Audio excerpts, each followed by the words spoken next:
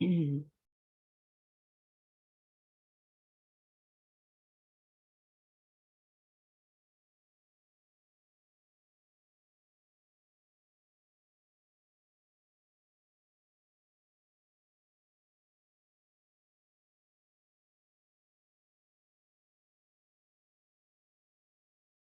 dia, pessoal. Estou muito feliz que vocês estão aqui comigo, compartilhar com vocês esse momento que foi maravilhoso para mim. É, é difícil achar palavras para descrever o que aconteceu lá, mas foi fantástico e eu consegui colocar aqui alguns slides e eu vou compartilhar com vocês. O curso aconteceu na cidade de Cremona, ele foi organizado pelo John Sharkey. Os professores conjuntos, né, nesse curso foi a doutora Carla Stecco, o doutor Robert Schleip, a Karen Kirkness, o Mark Flanagan e o doutor Wilbur Kelsick.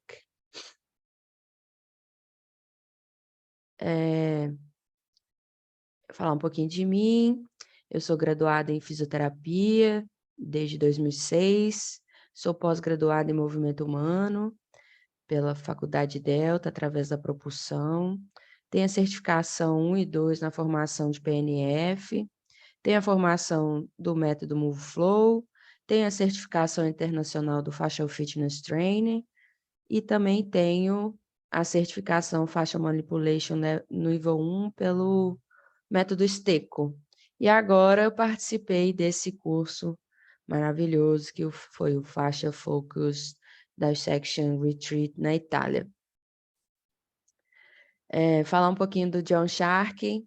John Sharkey, ele é um dos autores que mais tem artigos científicos publicados em biotesseguridade, em anatomia em vivo.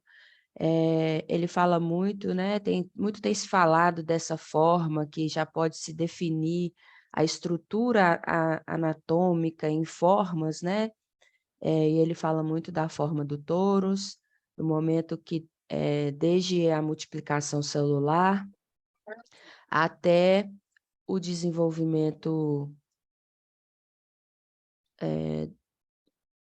fetal até a idade adulta, né? As células vão se dividindo. Aqui é o momento exato que começa a acontecer o processo de invaginação, aonde forma a forma toroidal, o torus, né? E isso explica muito da arquitetura estrutural do corpo humano.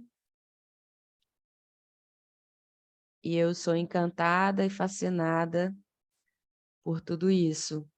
E o John foi ele que, através dele, que isso tudo aconteceu, porque eu mandei um e-mail para ele, expliquei que eu gostaria muito de participar desse curso, inclusive era um sonho pessoal, e só que de acordo com diante, né, das questões econômicas, da conversão do câmbio, é muito 5 vezes mais do que o nosso real, isso torna um pouquinho, desafiador a realização desse sonho, mas aí ele me convidou e eu fui gratuitamente, foi por isso que eu inclusive conversei muito com ele lá, compartilhei com ele, falei: "Olha, eu quero compartilhar da mesma forma que eu recebi, eu quero, difundir esse conhecimento para todos os meus amigos, a quem tiver interesse em entender e compreender mais da forma estrutural do corpo humano,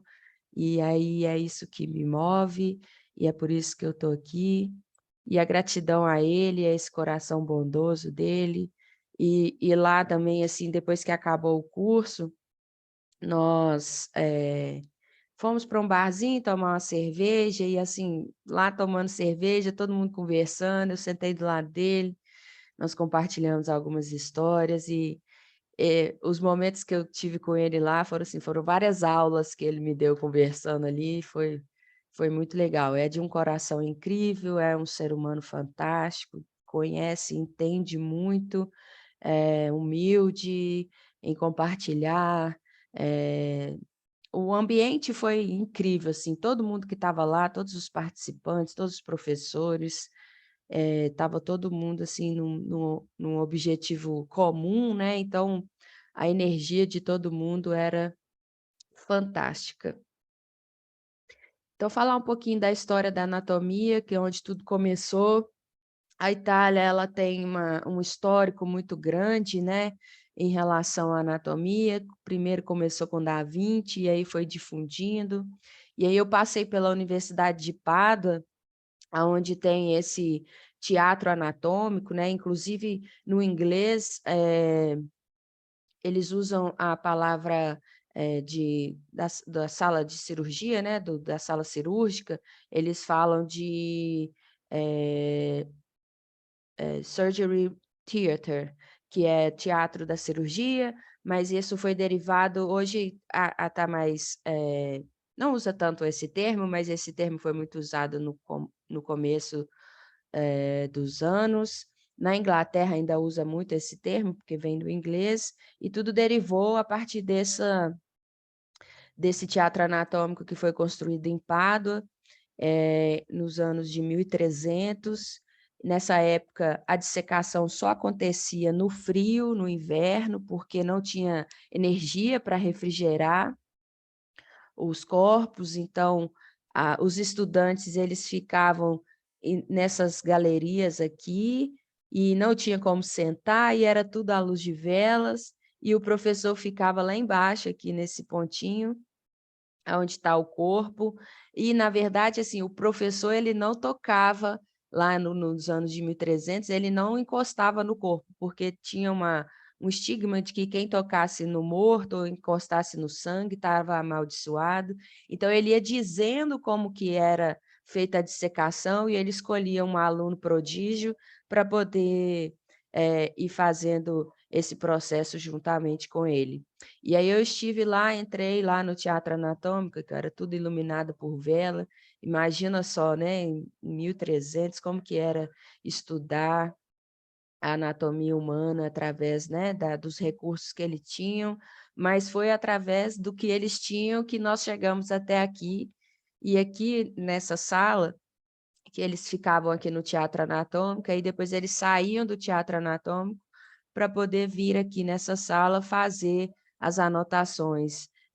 Esse teto aqui, ó, as madeiras, esse teto de madeira, as pinturas na parede, eles são originais de 1300, eles vão fazendo, né, restauração, conservação, mas é fantástico, assim, estar presente nesse ambiente. Foi uma experiência maravilhosa poder ver, né, a parte viver, presenciar essa história que nos trouxe até aqui, e hoje nós estamos estudando anatomia em vivo, mas saber e compreender e respeitar esse histórico, né, principalmente se não tivesse havido esse movimento lá no início, nós com certeza estaremos em um ponto diferente hoje. E ainda, né, falando da história da anatomia, o nosso modelo de estudo ele é baseado no conceito estabelecido desde 1543, que Andrea Vesalius foi o primeiro, autor de um livro de anatomia, e eu estava lá em Pádua passeando pelo Jardim Botânico, de repente, está lá exposto o primeiro atlas de anatomia humana, escrito em 1543, De Humani Corporis Fabrica, e foi assim, eh, incrível mesmo ver como que eles têm um respeito pela história, como eles preservam, né, essa história, tentam contar essa história e trazendo, né, honra para aqueles que contribuíram e fizeram se marcar nessa história.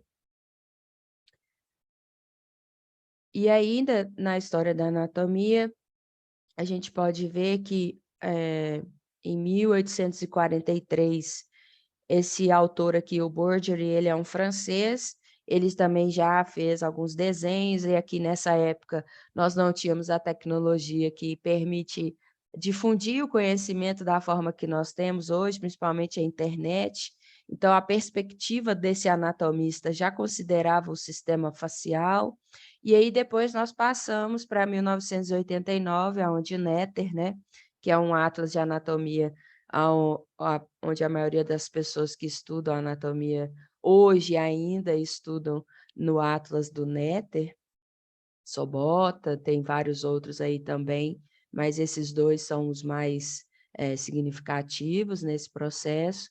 E na evolução desse processo, nós vemos hoje o sistema no Plastination Project, foi feito em 2018, que eles encontraram uma forma de preservar e poder fazer esses cortes no corpo humano, e com isso mostrar o sistema, como que é esse sistema integrado, né, mais próximo da realidade em vivo mesmo.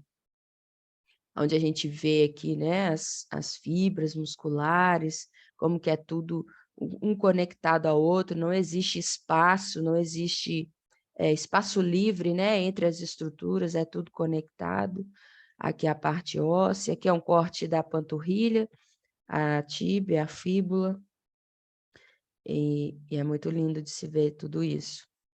Então lá no curso, a primeira coisa que nós fizemos foi fazer um momento de silêncio, um momento de agradecimento aos doadores, aos familiares, aos amigos, inclusive a legislação lá permite fazer essa doação para a ciência, e para que isso realmente aconteça, tem que ter o consentimento dos familiares e das pessoas mais próximas. Se não houver esse consentimento, eles não aceitam essa doação, porque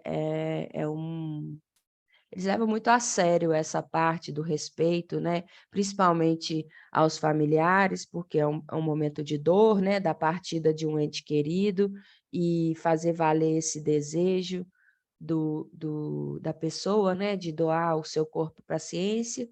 Tem que ter essa consideração também dos familiares, porque, se tiver algum familiar que acha que precisa fazer o ritual como nós fazemos, né, de velório, sepultamento, aí esse corpo ele não pode ser doado. A forma que os corpos foram preparados lá foi uma forma nova.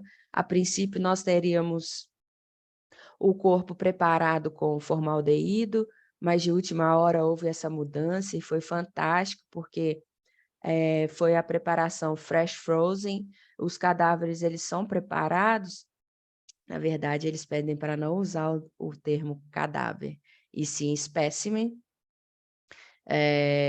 Os corpos eles foram preparados, é retirado toda a parte de sangue, a maior parte dos fluidos, é preparado o intestino para não ficar vazando, né. E aí esses corpos são congelados, eles retiram também a cabeça, o que para mim facilitou muito, não ter o rosto, né, a gente não personifica aquela espécime, e então torna mais fácil mesmo o aprendizado. E aí no começo, assim, o John levou a gente pro laboratório e ele falou: "Olha, essas pessoas aqui, eles quiseram, né, contribuir com o estudo, então vamos honrar o desejo deles e fazer do nosso tempo aqui o melhor tempo, com todo respeito, com eh, toda a admiração por tudo isso pela vida, né, dessas pessoas que possibilitaram a continuidade após a sua passagem". Então, eh como eles retiraram a cabeça e a forma de preservação, de congelamento, é muito próximo do vivo, porque, quando você tocava, era tipo assim, não tinha o rigor mortis, você podia fazer, né, os movimentos antes da gente iniciar os cortes, a gente pode iniciar a dissecação mesmo, nós podemos foi possível tocar e ver e fazer os movimentos com esses corpos, então era muito próximo da realidade em vivo, o que facilitou bastante a compreensão. Então nós tínhamos 24 participantes de todo o mundo, o maior grupo era do Reino Unido e dos Estados Unidos, mas tinha gente da Austrália, tinha gente de, eh Taiwan, e tinha gente também da Suécia, do mundo todo. O mundo estava bem representado lá e eu não era a única brasileira, nós éramos 3. Estava também a Laura Della Negra e a Maria, que é a esposa do Paul, trabalha com Pilates lá nos Emirados Árabes. Nós não podemos tirar fotos, porque uma coisa que eles falam, olha, gente, não pode. É a legislação. Primeiro, é a legislação que proíbe, é um crime, e as pessoas vão presas mesmo se tiver divulgação dessas fotos. E segundo, é a ética e o respeito, né? Porque é igual um caçador que vai lá e mata a sua presa e depois exibe uma fotinha segurando a sua caça, e isso é desrespeitoso com o ser humano, então é proibido tirar fotos.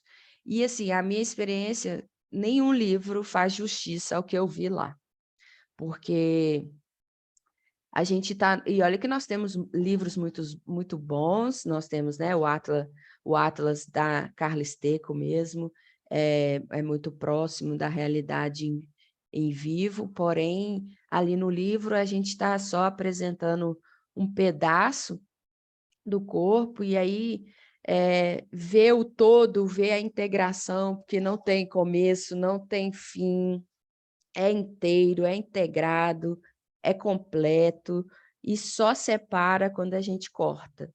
Tirando disso, não tem como, né, fazer essa separação de camadas, separação de linhas. Isso só existe a partir do momento que a gente corta, a partir do momento que a gente coloca o bisturi mesmo.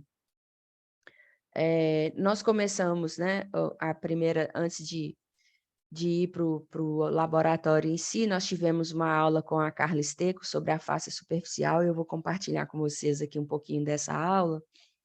E ela, assim, eu já era fã dela, me tornei muito mais, porque ela é uma pessoa incrível. Primeiro que ela é mulher, a primeira mulher a escrever um atlas de anatomia, né? Porque até então os autores são todos do sexo masculino. Então, assim, ela é a única até então a ter um livro de anatomia publicado, e ela é muito simples, ela é muito simpática. Assim, a experiência que eu tive com ela foi a melhor possível, a gente trocou muita ideia, nós conversamos bastante, e aí eu vou falar aqui um pouquinho da aula dela, e no final eu faço alguns comentários. Lógico que teve um momento tiete, né, eu pedi para ela autografar o meu livro, e ela, com toda a disposição e simplicidade que ela é, essa pessoa incrível, foi lá e fez uma dedicatória para mim. Nós tiramos várias fotos e tentamos, assim, foram várias fotos mesmo, e foi difícil pegar ela com o olho aberto, porque quando ela sorri, ela fecha os olhos. Mas ela é uma pessoa maravilhosa e eu sou super fã mesmo.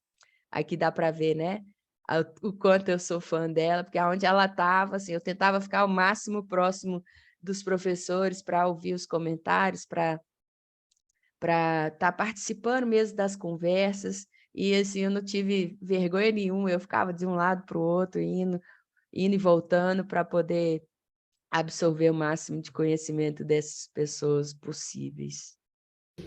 Aqui eu vou deixar o áudio original. Vou até passar de novo, só para vocês terem uma experiência, porque o curso todo é em inglês. E só que cada um dos professores é de um país, então cada um tem um sotaque. E aí é muito importante, né? Se você quer participar de um curso desse, é muito importante você ter fluência mesmo no inglês, porque cada um vai ali, né, na sua singularidade, apresentar a sua aula dentro da língua inglesa, mas com os sotaques. Vou até repetir, ó. If I check the amount of elastic side in the deep fascia, for example, in a fascia. E ela, assim, ela conversa como se estivesse conversando em italiano mesmo. O inglês dela é muito italiano, mas é muito, assim, totalmente compreensível e tem que dispensar uma atenção muito grande para não perder nenhuma palavra, porque algumas palavras a pronúncia acaba saindo com o sotaque italiano mesmo, e aí você tem que meio que dar um delayzinho para ter a compreensão daquilo que foi falado. Mas aí ela apresentou, né, a face superficial, porque foi unanimidade lá entre todos os professores que a face superficial ela vai ser a nova fronteira aí nos próximos 7, 8 anos, porque a tecnologia está permitindo estudar a face superficial de uma forma que nunca foi estudada, porque a face superficial ela é uma face muito próximo da face, ela é muito próximo do fluido, do estado fluido, e quando a pessoa morre, imediatamente essa face ela desidrata e ela resseca, e aí não dá para poder fazer o estudo anatômico, né, após esse ressecamento, após a perda do que mantém a vida ali nessa face, né. Então o que que é a face superficial? Ela pode ser reconhecida em praticamente todo o corpo humano, e em cada parte, ela vai ter uma especialização. Então, dependendo próximo, né, dos órgãos, ela se diferencia um pouco, próximo à cabeça, né, ela vai ter uma diferenciação diferente dos órgãos, próximo aos músculos, ela vai ter a diferenciação, bem assim, é de acordo com a função mesmo, ela tem um comportamento. E aí, a gente teve a aula e depois dessa aula nós fomos para o laboratório e foi possível ver essa aula, assim, por conta da preservação do corpo, foi possível ver a face superficial muito próxima do vivo, devido a esse tipo de preparo que foi feito do congelamento a fresco. A face superficial, ela tem uma resistência à tração em diferentes direções, ela precisa ser estimulada em diferentes direções. Aqui, por exemplo, eles retiraram pedaços da face e fizeram testes de resistência em quilo-força, né, para ver qual seria a resistência de cada pedaço. Aqui do abdômen, da parte torácica, né, do dorso, é a parte mais forte, ela tem uma resistência de 8,5 quilo-força. Ela que está em quilograma, mas ela falou que é quilo-força. Só um minutinho. Estou recuperando de uma gripezinha, então de vez em quando eu vou dar uma tossezinha, mas vocês me desculpam. Então, no abdômen é um pouco menor, mas ainda assim é muito forte. Aqui na resistência horizontal, né? E aqui na resistência vertical. E aí a gente pode ver a diferença, né, entre a parte dorsal do abdômen, a parte das pernas, na parte horizontal e aqui na parte vertical, ver como que o comportamento é um pouco diferente. Uma coisa também que já está sendo postulado, né, esse é um artigo científico dela, da Carlisteco, com o Carmelo Pirri, que é uma pessoa que estuda muito a fáscia, juntamente com a Rafaele De Caro, com a Caterina Fede, eles têm uma equipe bem grande e eles são muito dedicados, né, nessa parte do estudo, e então já está conseguindo fazer uma diferenciação entre a face superficial e a face profunda em relação à quantidade de fibras elásticas, porque na face profunda nós não temos uma quantidade muito grande de fibras elásticas, porque a face profunda ela é mais, a função dela é mais o movimento mesmo, a função dela é transmissão de força, e já na face superficial nós temos maior quantidade de fibras elásticas,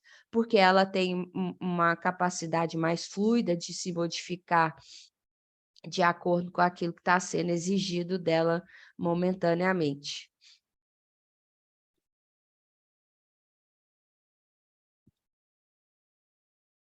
Aí ela também apresentou esse artigo científico, que é a fáscia e os tecidos, eles chamam de tecidos moles, e a inervação do quadril e a possibilidade do papel dessa fáscia nas dores pós-cirúrgicas, porque nós temos, eles fizeram,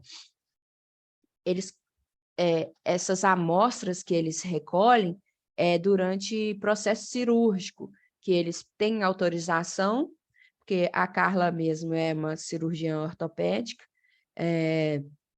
eles pegam eles recolhem esses pedaços durante cirurgias ortopédicas com o consentimento do paciente e dentro também daquilo que vai ser realizada a cirurgia, e isso é possível coletar essas amostras sem ter nenhum prejuízo, né, para aquela pessoa que está fazendo a cirurgia, e também quando as espécimes são doadas e chegam de forma mais fresca, eles conseguem também coletar algumas amostras, e através dessas amostras eles conseguiram contar mesmo, pegavam pedaços de cada parte do corpo e eles contavam quantos mecanorreceptores, quantos Pacini, quantos Ruffini tinha em cada pedaço, e na face superficial essa quantidade é muito maior em relação à face profunda. Então, ou seja, a face superficial ela tem um papel muito importante na parte de inervação, na parte de percepção, ou seja, às vezes essas dores pós-cirúrgicas, elas estão muito mais relacionadas à face superficial do que à face profunda. Também tem se demonstrado, né, a questão do suprimento sanguíneo da face superficial. Aqui esse estudo foi da face do abdômen que eles apresentaram. E aqui a imagem, essa foto eu tirei da apresentação, por isso que não está tão claro assim, mas dá para ver aqui a superficial, a parte do tecido adiposo superficial, aqui o tecido adiposo profundo, eles recortaram essa parte aqui, e aqui é possível ver vários microvasinhos que estão presentes nessa fáscia, e eles estão podendo, através desses estudos, demonstrar o quanto a face superficial interfere na capacidade do corpo manter esses vasos abertos ou não. E aí, a face superficial é ela que faz a organização, desde os suprimentos sanguíneos até os vasos linfáticos. É a fáscia que vai determinar se esses microvasinhos vão estar abertos ou colapsados. E aí, em relação às varizes, nos leva a pensar assim, que o problema de varizes, quando a gente tem um problema de varizes, é um problema estrutural na face superficial. Mais para frente vai dar para explicar. Em algumas partes, a face superficial ela se divide e forma um compartimento especial ao redor dos vasos subcutâneos e também dos vasos linfáticos. É a face superficial que protege esses vasos e mantém essa integridade deles aberta durante o movimento, porque quando a gente está em movimento, teoricamente, esses vasos poderiam ser comprimidos e serem fechados, só que é a face superficial que mantém esses vasos abertos. E aí eles já estão conseguindo, né, criar um modelo anatômico mesmo, para a gente visualizar melhor aqui desse compartimento que forma ao redor dos vasos, né, que a gente pode estar sendo demonstrado aqui, ó, que é esse compartimento que permite que esses vasos permaneçam abertos e o suprimento sanguíneo e também linfático não ser interrompido com o movimento. E aí é uma coisa muito assim incrível mesmo que eu fiquei fascinada que aqui, né, a gente tem um desenho dos linfonodos da axila, mas na hora que a gente vai ver isso lá no corpo, gente, é muito pequeno, é muito sutil, não tem, assim, relação aqui tá grande, tá vendo? Mas aqui a imagem tá um pouquinho, ela não faz tanta justiça, né, pra visualização, mas é porque foi tirada da apresentação dela. Tá vendo esse pontinho aqui, ó? Esse pontinho aqui é um linfonodo. Então, é muito pequeno, é muito sutil. Não a dimensão, quando a gente vai ver no corpo, né, uma das coisas que, me encantou muito lá durante a dissecação, é essa escala, né, porque eu imaginava as coisas muito grandes, os músculos muito uma espessura muito grande, e na hora que a gente abre lá e vai vendo, é tudo muito sutil, é tudo muito simples, é um simples sem ser assim, é simples, mas ao mesmo tempo é complexo, mas é uma simplicidade que, tipo assim, quem complica muito isso somos nós, porque é muito na hora que você vai vendo, né, a dissecação acontecendo, você vai vendo você vai fazendo essas conexões com tudo aquilo que a gente estudou e vai vendo essa diferença mesmo no corpo. E na hora depois, né, dessa aula, aqui é uma imagem do livro da Carla Esteco, do Atlas de Anatomia Facial. Uma coisa que me encantou muito foram as retináculas cutis, esses ligamentos que a gente tem embaixo da pele, é ele que sustenta as camadas de gordura do tecido adiposo superficial e do tecido adiposo profundo. Aqui nós temos a face superficial e apesar aqui, né, porque aqui já é uma forma de preservação diferente, não dá tanto para tá vendo que você não consegue fazer essa diferenciação entre essa parte aqui do tecido superficial, da primeira camada de tecido superficial com a face superficial, não dá para fazer uma diferenciação no livro, mas lá durante a dissecação é possível ver essa apenas no cadáver, não pode falar cadáver, apenas na espécime preservada em congelamento fresco. É possível ver essa diferenciação entre a face superficial e o tecido adiposo superficial e os retináculos cutis. Os retináculos cutis são eles que permitem que a gente empurre a pele para um lado, para o outro, e a estrutura mantém a sua forma. É ele que quando a gente está balançando, é ele que está quando a gente está correndo, é ele que sustenta toda essa estrutura para que a gente não colapse ao chão. Aqui mais uma imagem aqui do livro mesmo, do Atlas, aqui a pele, aqui é uma forma de preservação não fresca, né?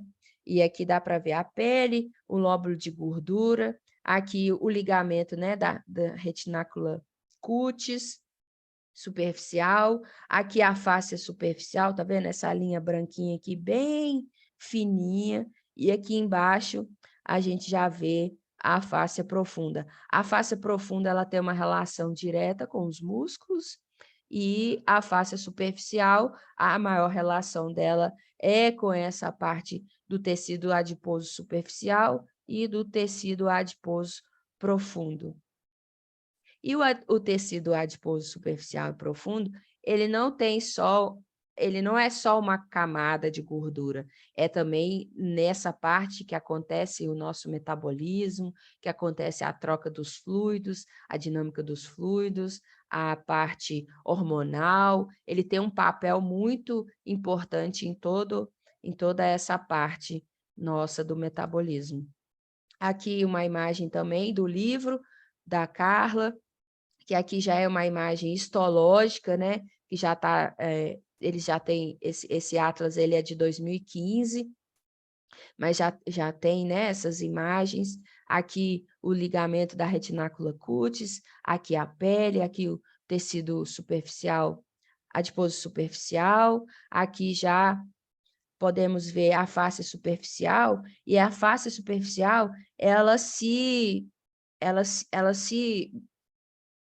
vai se propagando, né, em todo o sentido que ela está ali presente no corpo, e se precisar ela se divide, ela abre em compartimentos, e aqui a gente tem uma compartimentização da face superficial, e entre esses compartimentos da face superficial nós temos também presença do tecido de células adipócitas.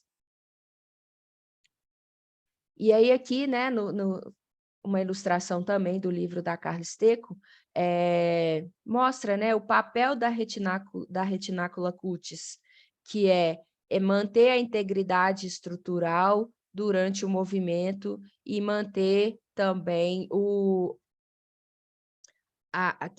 não permitir que essas camadas elas se colapsem. Ele mantém a retinácula cutis que dá a estrutura para que isso se mantenha e não entre em contato um com o outro, esmagando todos os tecidos. Aqui também uma parte também do livro, uma parte da perna, né, da frente da perna. Aqui nós podemos ver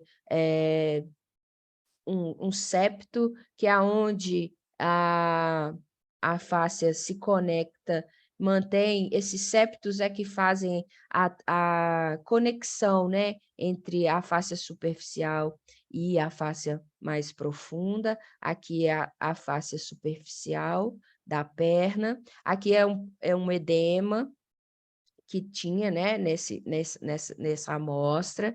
E aí, uma coisa bacana que a gente pôde visualizar lá, que tinha algumas espécimes, tinha alguns corpos que tinham edema, e realmente, assim, quando a gente vê que o edema que a gente vê aquele roxinho, né, do corpo, lá dentro é um extravasamento real mesmo de sangue, esse extravasamento, ele permeia todas as estruturas, então o corpo tem que fazer realmente um processo de absorção para que isso volte ao estado natural. Aqui é um pedaço também ainda da perna, onde eles recortaram esse pedaço aqui e dissecaram para mostrar aqui que na face superficial é onde se encontra a inervação. Então, a face superficial, aqui é uma parte do nervo fibular, ele vem aqui mais espesso, né? E aí ele vai se ramificando e vai se distribuindo por toda a face para trazer a inervação a todas as estruturas a qual ele supre. E aí uma coisa bacana que a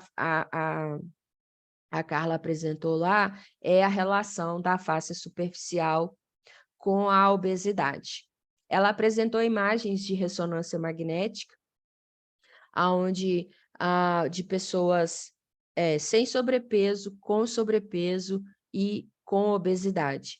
A partir do momento que a pessoa vai ganhando peso, a face superficial ela aumenta de tamanho, ela aumenta de espessura, e quando essa pessoa perde o peso, essa face ela não retorna, ela não tem ponto de retorno ao estado natural inicial, antes desse ganho de massa mesmo, de peso.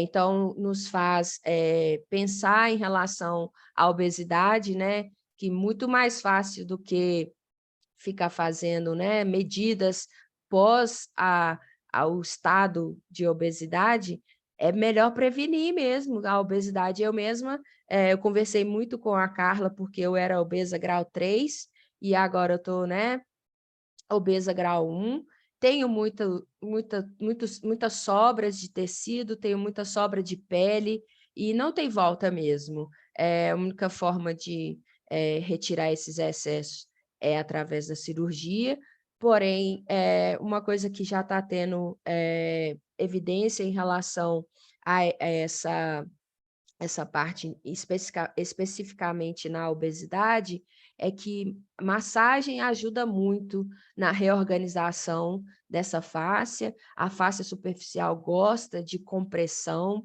e aí, quem aqui é do Move Flow sabe que as bolinhas fazem uma compressão suave ali nessa fáscia superficial, ajuda, né, nessa organização dessa estrutura. E então tudo que é gentil, gera uma compressão gentil na face superficial, é benéfico, principalmente para as pessoas que têm essa questão com a obesidade. E aí ela já falou, né, dos possíveis papéis que a face superficial representa no corpo e vai determinar sobre os tecidos aos quais ela está ao redor. Ela tem uma interferência direta na mobilidade da pele, né? Com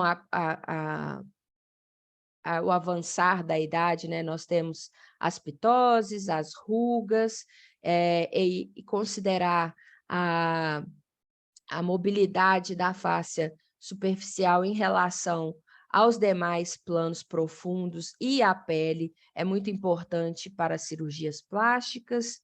A fáscia tem uma proteção superficial para os nervos e vasos, então, quando nós temos uma pessoa que tem varicoses, né, processos de varizes, a medicina atual vai lá, interfere nesse vaso para tirar ali a varize, mas o problema mesmo está relacionado à capacidade dessa face de manter a luz desse vaso aberta. Então, o tratamento que nós temos para as varizes hoje é um tratamento que trata a sequela, né? E não a causa. E como que trata a causa? Através do movimento, porque o movimento tem uma influência direta na capacidade dessa fáscia se estruturar. Ela também tem um papel importante na drenagem linfática, principalmente nos linfedemas, nas celulites. Se essa fáscia ela está desorganizada, então essa desorganização ela vai acontecer até a pele e vai alterar a capacidade da drenagem, vai alterar a capacidade do comportamento, da dinâmica dos fluidos do corpo. E também existe uma separação entre esterocepção, que está mais ligado à pele, e propriocepção, que está ligado mais à fáscia profunda.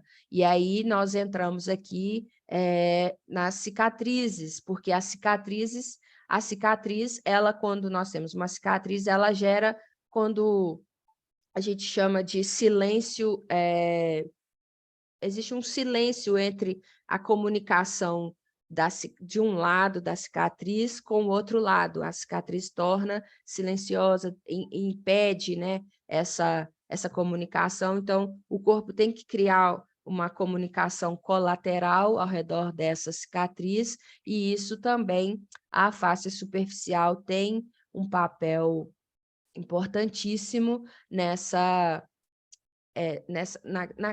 recriação dessa comunicação entre as estruturas. E aí depois, nós tivemos, aí depois da aula, vou voltar aqui, depois dessa aula fantástica, assim, que ela foi mostrando, ela mostrou a parte da inervação mesmo, quanto que se difere entre a fáscia superficial e a fáscia profunda, quanto que se difere entre a fáscia superficial e a pele. E aí nós fomos para o laboratório, e aí a gente pôde dissecar, né, iniciar a dissecação, colocando em prática mesmo toda essa aula que que a Carla apresentou, e aí nós começamos ali pela pele. E quando nós falamos de um sistema de pré-tensão, é fantástico, assim, é muito lindo de se ver que a única forma, né, de interferir nesse sistema de pré-tensão, porque o corpo é um sistema que ele tem uma pressão interna, ele tem uma tensão interna, e a única forma de se separar é através do corte, então, a partir do momento que você faz um corte, é instantâneo que as estruturas se afastem, porque você interferiu na integridade desse sistema. E aí a gente foi vendo, aí nós, na verdade, assim, no começo eu não me preocupei em cortar, eu não me preocupei em secar, eu queria ver, porque tinha gente lá que estava lá pela 30ª vez, tinha gente lá que a vida inteira é dedicada ao estudo anatômico, na dissecação anatômica, que são professores de anatomia, tinha médicos, tinha fisioterapeutas, tinha professores de yoga, porque lá eles não têm essa restrição quanto à graduação para que as pessoas participem do curso. Então, a gente foi vendo ali a dissecação, aí levantou a pele, aí foi possível ver embaixo, logo abaixo da pele, e aí é possível ver a camada superficial de tecido adiposo, aí nós chegamos na face superficial, e aí uma coisa que chamou muita atenção, porque mais tarde, né, eu fui testar em algum ponto, o como que é cortar, né, interromper essa integridade na pele. A pele, você precisa colocar uma pressão muito forte para você romper a integridade dela.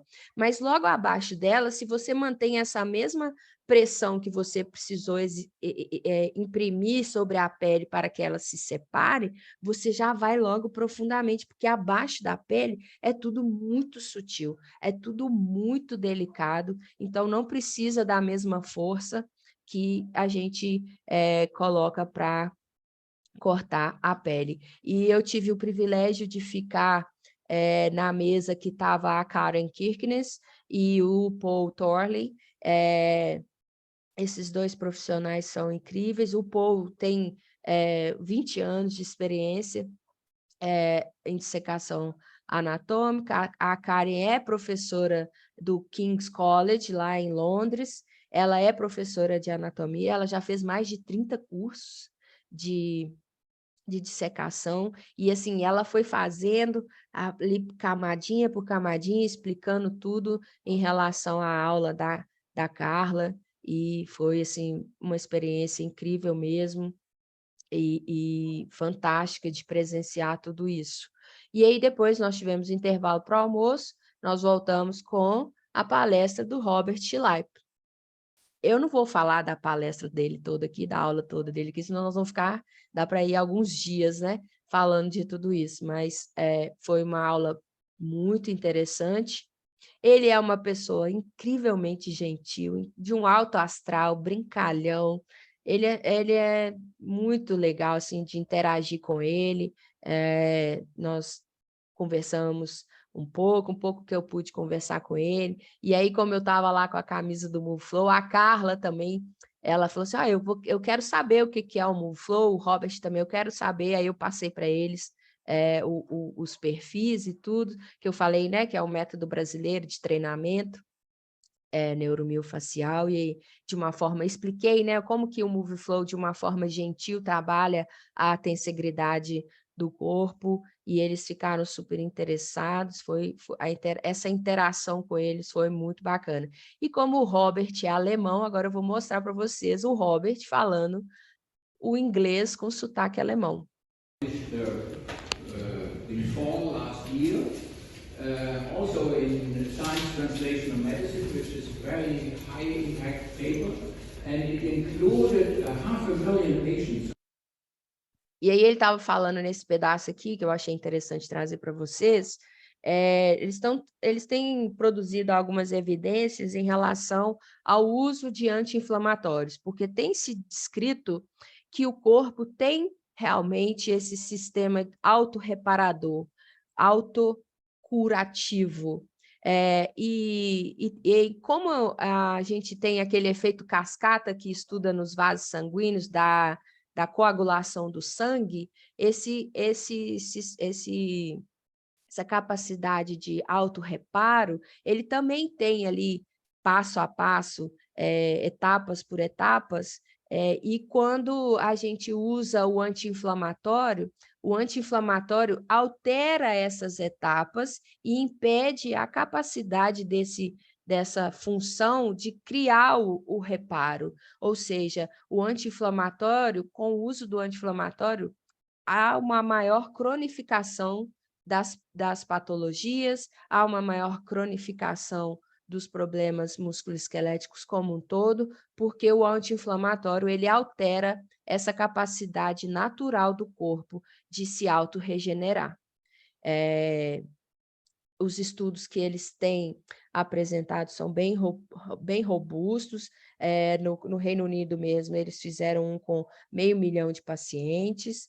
Então, é evidência já saber, é certo, que o anti-inflamatório ele não faz bem para o sistema de autorreparo. Ele é uma medida imediata, é uma remediação imediata, porque nós também, por alteração em todo o sistema facial, nós não estamos tendo uma capacidade de lidar com a dor de uma forma mais natural. Nós queremos a interrupção imediata da dor, só que essa dor, ela tem um processo de regeneração e quando você entra com o anti-inflamatório, você altera por completo esse sistema de autorreparo celular e do corpo como um todo.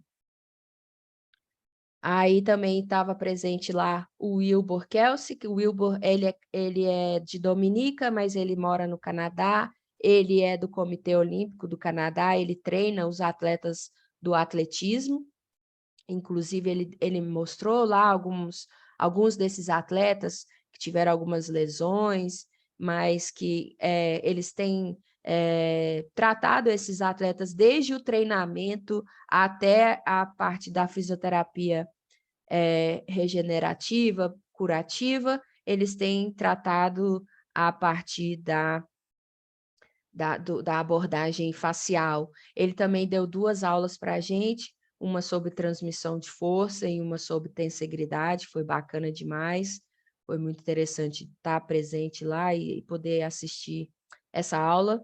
Eu já conhecia o Wilbur, porque ele teve presente no congresso, no primeiro congresso de face, internacional de face, que foi organizado aqui pela Fabiana Silva, pelo Leonardo Sete, através da AB Faces. E esse ano nós teremos novamente o congresso da AB Faces, o Congresso Mundial Online de Face, é o maior congresso online do mundo, onde a Carla vai estar presente, o Robert vai estar presente, vai ter muitos profissionais aí. Então, se vocês tiverem oportunidade, pode participar, porque vai ter muita coisa boa. E a Karen, que ela é autora, né, desse livro do Spiral Bound, ainda nós não temos tradução, é um livro que eu estou tentando comprar, lá na Itália não tinha, mas tipo assim, foi muito curto também o tempo, não deu para poder me programar nesse sentido, mas é um livro que eu quero comprar e ainda nós não temos ele aqui no Brasil, mas fala muito dessa... Só um minuto. Fala muito dessa... da espiral, né? O quanto o nosso corpo ele é formado de uma forma espiral. Inclusive, ela deu uma demonstração ela deu uma folha de papel para a gente, e a gente foi fazendo dobraduras nesse papel. Nós chegamos na formação do torus, e através, ela demonstrou como compreender a embriologia através dessas dobraduras, né?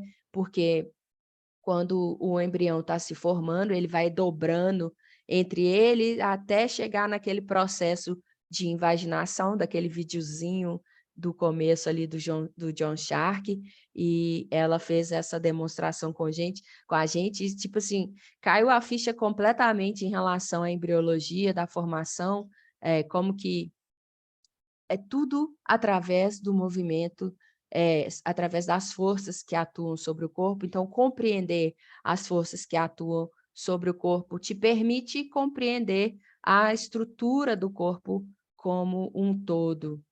e, além disso, essa simpatia em pessoa, um conhecimento, assim, fantástico, são mais de 30 cursos de dissecação anatômica, ela é professora de anatomia no King's College. Depois, se vocês quiserem segui-la no Instagram, ela tem muita coisa, só que tudo em inglês. Ela tem muita coisa de embriologia também, que ela coloca lá, e ela desenha muito bem. Ela tem um curso, esse curso é só presencial, que as pessoas se pintam, vai pintando o sistema facial no próprio corpo, e é muito interessante. Espero um dia poder ter a oportunidade de fazer também esse curso. E aí agora eu vou passar para as minhas conclusões pessoais, para a gente não prolongar mais. O corpo, ele, para mim, ele é uníssono. O que que é uníssono? Todas as estruturas estão em completa harmonia entre si, não tem início, não tem fim. E a perspectiva do anatomista influencia o estudo. Ou seja, o que que significa isso? Vou dar um exemplo. A Carla disseca há muito tempo e tinha um profissional lá que ele trabalha só com ultrassom. Ele queria demonstrar, ele tem visto nessas imagens de ultrassom, ele só faz ultrassom de quadril. E ele tem visto que no ultrassom ele encontrou uma parte que no finalzinho ali das fibras do glúteo, onde elas se emergem, né, elas se conectam, havia uma espiral para dar continuidade com a face lata. E aí, antes de iniciar, a Carla falou, tanto a Carla quanto o John, que tem uma vasta experiência em dissecação, eles falaram, olha, eu disseco há muito tempo, até hoje eu não tive a oportunidade de ver essa espiral dessas fibras do glúteo. E aí, resumindo, eles conseguiram dissecar de uma forma que encontraram essas fibras que se espiralam, e aí no final a Carla falou assim, olha, você acabou de me dar uma nova perspectiva, ou seja, da forma que você quiser dissecar o corpo, você vai demonstrar alguma coisa, porque é tudo integrado, é tudo conectado, não separa, não tem espaço livre entre as estruturas, não tem esse negócio, o músculo começa aqui, termina aqui, por exemplo, o supraespinhoso mesmo. O supraespinhoso insere no húmero. Só que lá na hora da dissecação, nós vimos 2 das espécimes, 2 desses supraespinhais, os 2 eles se tornam um com a cápsula articular.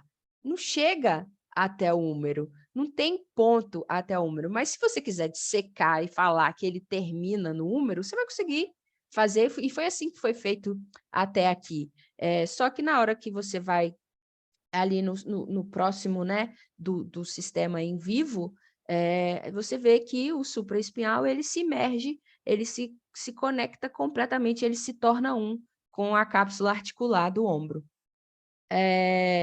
Não existe nada mecânico no movimento, e sim biomovimento.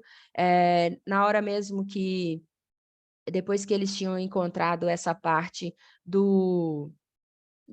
das fibras do glúteo que se espiralam, eu fui lá, né, depois que saíram lá de perto do corpo, já tinham feito os vídeos, porque isso vai se tornar uma publicação de artigo científico, eu fui lá mexer, né, e aí estava todo exposto, desde a ponta dos dedos até a lateral, mais ou menos na altura dos mamilos, desse corpo, era um corpo feminino, e aí eu comecei a mexer lá nos dedos do pé, e à medida que eu ia mexendo nos dedos do pé, era possível ver o deslizamento das estruturas até onde estava aberto, ou seja, é tudo conectado, não tem como falar que... Só um minutinho. Não tem como falar que o fibular vai fazer um movimento só tal, o tibial vai fazer só o movimento tal. Não tem como, é tudo movimenta junto, é tudo integrado, é tudo sinérgico. É tudo sinérgico. E outra coisa também que para mim ficou muito claro, não existe simetria no corpo humano, nós somos 2 hemicorpos, e esses hemicorpos são assimétricos, porque nós não utilizamos e desenvolvemos da mesma forma os 2 lados, E isso, inclusive, quando a gente usa um lado, o outro lado tem que contrabalancear esse movimento que está sendo permitido desse lado, por exemplo, assim, do lado direito, o lado esquerdo tem que contrabalancear, ele tem que entrar em integridade com esse movimento que está acontecendo do lado direito, e aí isso faz com que esse desenvolvimento seja diferente do lado que está executando o movimento de forma mais ativa. Os movimentos, eles ressonam entre si, não tem como falar que o bíceps faz só flexão de cotovelo, porque está tudo integrado, é uma linha inteira, é o sistema como um todo, inclusive para a gente ter movimento de braço, tem que haver uma estabilização de perna, tem que haver uma estabilização de tronco, tudo isso está integrado. E cada corpo produz um movimento único. Por quê? Nós tínhamos lá 6 espécimes, 6 corpos. Cada corpo tinha um biotipo, tinha uma altura, era de um gênero, e cada estrutura, apesar de ter os mesmos nomes de cada estrutura, não tem como você querer que o movimento do corpo A fosse igual ao corpo B, porque o tamanho era diferente. A forma como esse corpo se desenvolveu era diferente. Igual tinha exposto, eles expuseram, né, durante a dissecação, 3 nervos ciáticos. Na hora que eu peguei no nervo ciático, eu quase chorei. Muito legal. Cada um de uma textura, cada um de uma espessura. Tinha um que passava pela frente do piriforme, tinha um que passava atrás, tinha um que passava mais integrado, mais no meio do piriforme. E o piriforme desse tamanhozinho, pequenininho, fino, delicado. Coisa mais linda, coisa mais linda. Então, assim, não tem como você querer que um corpo que é diferente do outro produza um movimento igual ao outro. Então, cada corpo tem a sua própria assinatura de movimento. Nenhum corpo se movimenta igual ao outro. Então, é quando a gente cria um padrão de movimento, que a gente quer enquadrar as pessoas nesse padrão de movimento, a gente não está fazendo muita justiça a esse sistema que é individual, né? A gente está querendo impor um padrão de movimento a um corpo que se movimenta de acordo com a forma que ele desenvolveu. Então, o que trouxe para mim é o respeito à pessoa que está diante de mim, porque esse corpo conta a história dessa pessoa, esse corpo se desenvolveu através dessa vida e se moldou através dos hábitos.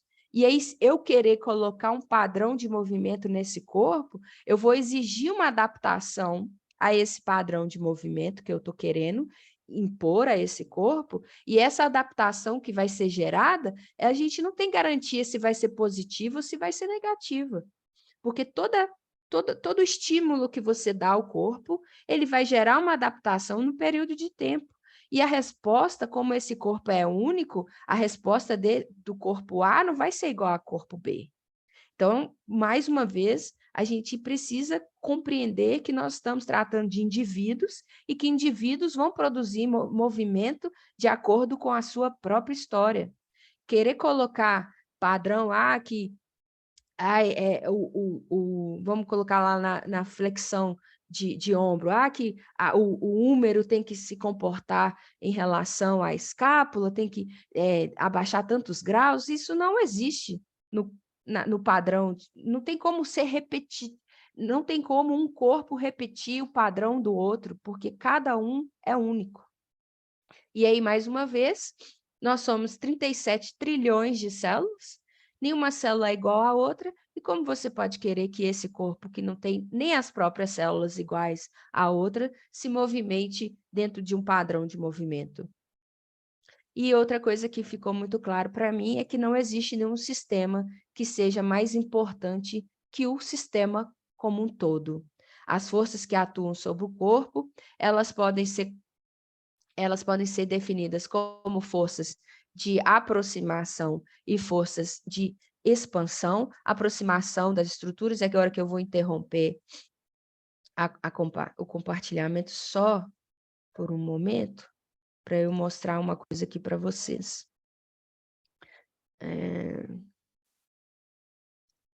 Aqui. Quando a gente fala de forças de aproximação e forças de expansão, o corpo ele tem a capacidade de se expandir e de aproximar os tecidos. Então, vai ter pessoa que ele está mais expandido e aí ele se torna rígido para se aproximar. E vai ter gente que vai estar mais colapsado, a estrutura vai estar mais próxima e o desafio dele é expandir. Então, quando você entende que o corpo ele é fluido e ele não fica só nesse ponto e não fica só nesse ponto. Ele está em constante movimento, então ele vai fluir de um ponto ao outro, e a forma como esse corpo é capaz de chegar à expansão e de aproximação vai determinar na qualidade do movimento dele.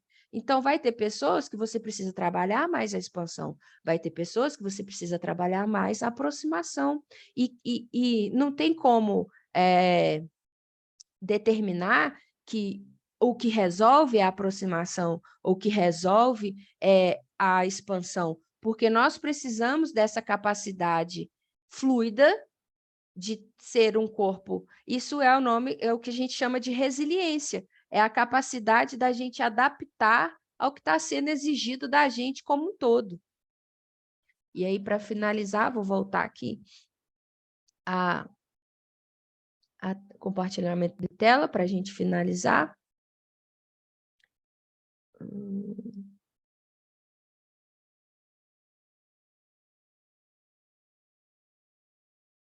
Opa, peraí. Aqui. Então, o que eu concluí é, nós temos o sistema músculo-esquelético, nós temos o sistema circulatório, nós temos o sistema digestório, respiratório, nervoso e o sistema facial. É o sistema facial que integra todos... Deixa eu só... Aqui. É o sistema facial que integra todos esses sistemas.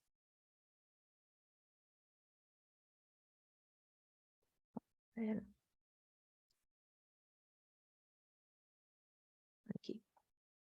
É o sistema facial que coordena o funcionamento de todos esses sistemas. É ele que transmite em tempo real para todos, é através do sistema facial que o sistema respiratório consegue entender o que está acontecendo com o sistema circulatório, que entender o que está acontecendo com o sistema nervoso e compreender. É no sistema facial que nós temos o processamento das informações, é no sistema facial que nós temos a transmissão dessas informações, ou seja, é como se fosse o maestro. Cada um aqui é um instrumento da orquestra. E para essa orquestra produzir um movimento, um som harmônico, ele precisa do maestro. E no corpo é a mesma coisa, esses sistemas têm que estar, eles estão interagindo entre eles o tempo inteiro. E o maestro de todos esses sistemas é o sistema facial. É o sistema facial, que é no sistema facial que essa integração acontece. E aí esse sistema facial, ele é um sistema complexo, mas ele ao mesmo tempo é um sistema que mantém a individualidade de cada estrutura, porque não tem como a gente querer que o sistema respiratório cumpra a função renal, porque a especialização dele é o respiratório. Mas ele sabe da importância do respiratório, ele sabe da importância do renal, e cada um tem a mesma importância, não tem um mais importante que o outro. Existe comunicação entre as estruturas e elas são interdependentes. Se um sistema para de funcionar, todos os outros entram em colapso, todos os outros vão entrar em sobrecarga. Todas as estruturas são únicas, não tem nada igual, não tem uma célula igual a outra no corpo humano, e uma estrutura colabora com a outra, o funcionamento do todo depende do funcionamento individual.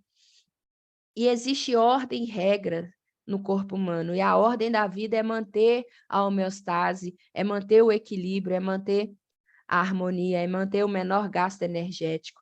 E esse sistema ele é dinâmico, ele está em constante mudança. Cada dia o nosso corpo vai se adaptar aos estímulos que nós tivemos durante aquele dia. Então, o estímulo que a gente dá hoje, ele não vai valer para daqui a 6 meses.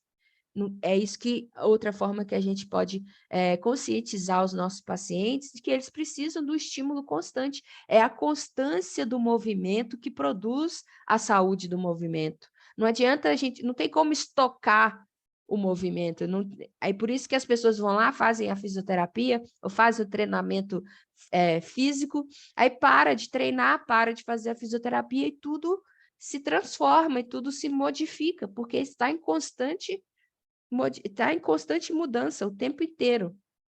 E cada estrutura mantém a sua autonomia. E aí, essa frase é minha. Nós podemos até criar hierarquias para explicar o funcionamento do todo, mas no final não existe função maior que o todo. Não existe função mais importante que o funcionamento do corpo como um todo. Para acontecer o funcionamento do todo, nós precisamos do funcionamento de todos. Ou seja, para o corpo funcionar em plenitude, todos os sistemas precisam funcionar bem. Porque se um sistema não estiver funcionando bem, o todo vai ser afetado. Então, assim, nenhum sistema é mais importante que o outro. Todos têm a mesma importância. Todos, no final, cada célula tem a sua igual importância. Porque se uma célula começa a se diferenciar, a se tornar diferente da função dela, é onde nós temos, por exemplo, a formação do câncer. Que essa célula se diferenciou e começa a se multiplicar diferente da função que ela está ali para cumprir. Então, não tem como falar que uma célula é mais importante que a outra. Todas têm a mesma importância. E aqui só umas fotinhas, porque o grupo foi maravilhoso. Aqui o Paul Thornley, o Mark Flanagan, a Fiona. A Fiona, ela é fisioterapeuta lá em Londres. Ela trabalha só com fisioterapia respiratória. Ela estava lá, assim, aprendi bastante com ela também. A energia do grupo foi fantástica. Aqui nós, as 3 brasileiras, tive uma proximidade muito grande com a Laura Della Negra, com a Maria, eu já conhecia, a Maria Thornley, a esposa do Paul. Foi fantástico essa interação. O grupo, no final, nós homenageamos essa turminha aqui, que eram os funcionários do laboratório. Eu pude conhecer a Krim. A Krim é uma professora de yoga. Ela dedica a vida dela a estudar o corpo humano. Ela desenvolveu um modelo que ela que costurou e para explicar o assoalho pélvico e a integração das estruturas. E, assim, foi fantástico mesmo.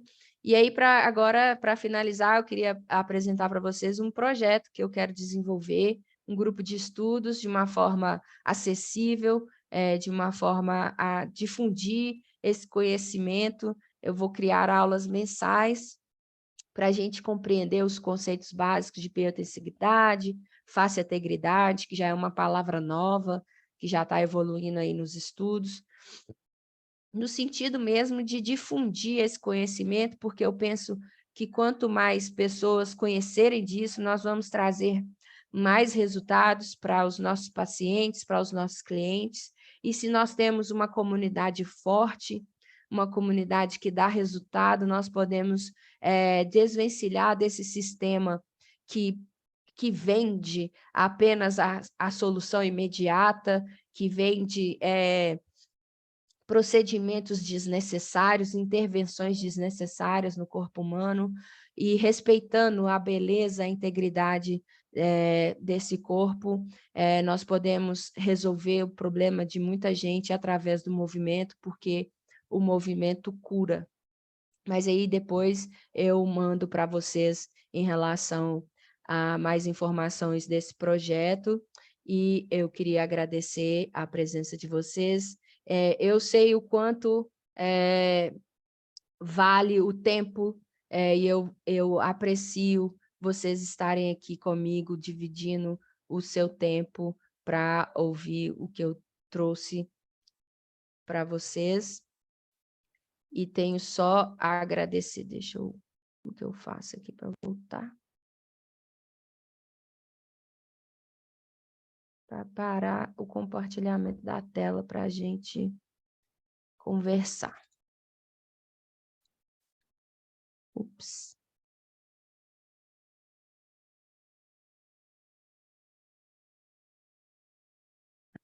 Aí. Pronto. Então, se vocês quiserem fazer alguma pergunta, fazerem algum comentário, fique à vontade. Nós podemos trocar uns minutinhos aí. Prometo não tomar tanto tempo de vocês, que já passamos aí 22 minutos. Minha intenção era fazer de 1 hora, mas acabo falando um pouco mais. Então, se quiserem, podem abrir o microfone e ficar à vontade para conversar. Deixa eu ver aqui a pergunta do chat.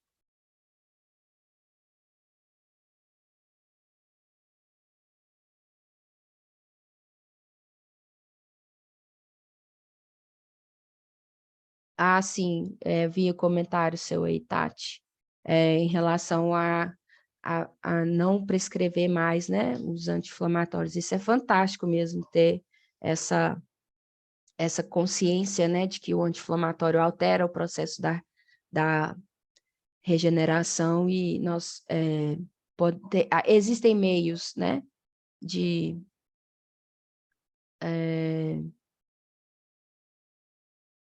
se tratar. Então, nas disfunções, além da obesidade, é possível identificar outras alterações na face. Sim. Teve uma das espécimes lá que a pessoa tinha tido hérnia umbilical. E aí, essa pessoa ela passou por várias cirurgias. E na última, eles colocaram uma tela, que eles chamam de mesh.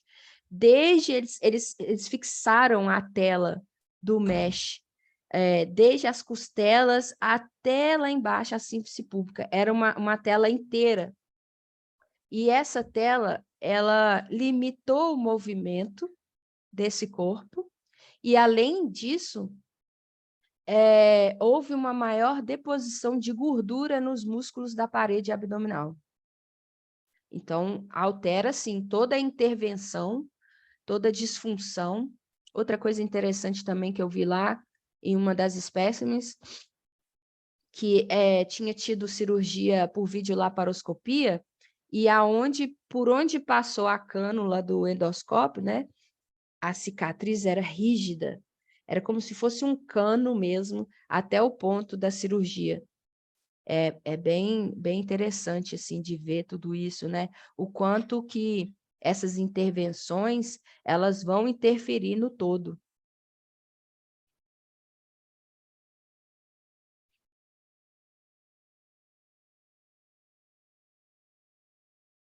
Mais alguém? Lembrei de uma coisa aqui. Uma coisa que eu sempre quis ver é a questão dos músculos abdominais. Reto abdominal, oblíquo interno, oblíquo externo e transverso do abdômen. Eu imaginava esses músculos, uns baita de uns músculos largos, espessos, fortes. O reto abdominal, ele é praticamente fácil, fininho. Se juntar os 4, não dá 1 centímetro a espessura dos 4. E é muito mais fácil o reto abdominal, porque ele tem o gominho, ele é de todo mundo, independente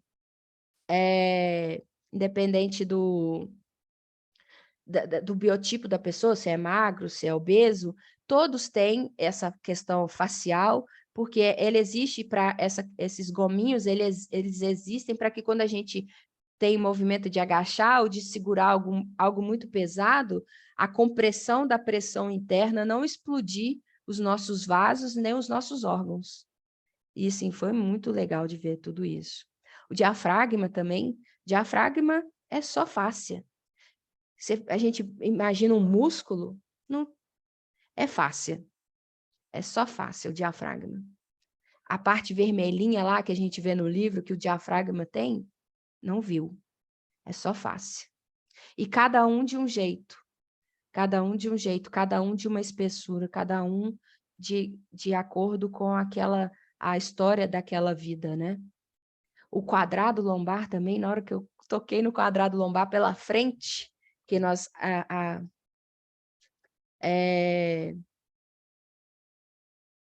eu vou achar mais imagens dos linfonodos e depois eu mando para vocês. Mas o quadrado lombar, a Karen, ela retirou todas as vísceras e nós fizemos, né, foi um trabalho em equipe, nós levamos mais ou menos assim umas 3 horas para retirar todas as vísceras do corpo e expor a parte mais profunda. E o quadrado está lá no fundo mesmo, e ele é fininho, delicado. Na hora que eu passei minha mão lá, deu até vontade de chorar, porque o meu já deu trabalho, já doeu muito. Hoje, graças a Deus, não incomoda mais, mas foi muito bacana assim, de ver a sutileza, a delicadeza desse sistema como um todo.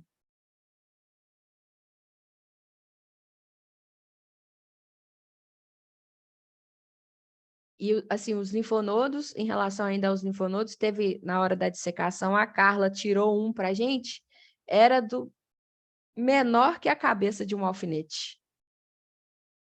É muito delicado, é muito sutil. E muito lindo de ver. Se vocês tiverem oportunidade um dia, dedica aí ao inglês, porque o inglês é fundamental para isso.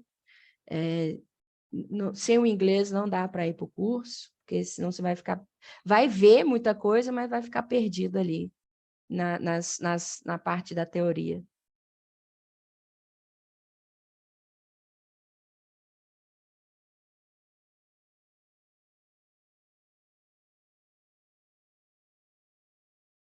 Mais alguma pergunta? Então é isso, pessoal. Eu agradeço demais a dedicação do seu tempo para esse encontro. Foi muito bom. Eu vou deixar essa gravação disponível, quem quiser enviar para alguém, pode ficar à vontade. Eu vou mandar para vocês depois o link, eu vou colocar lá no Vimeo.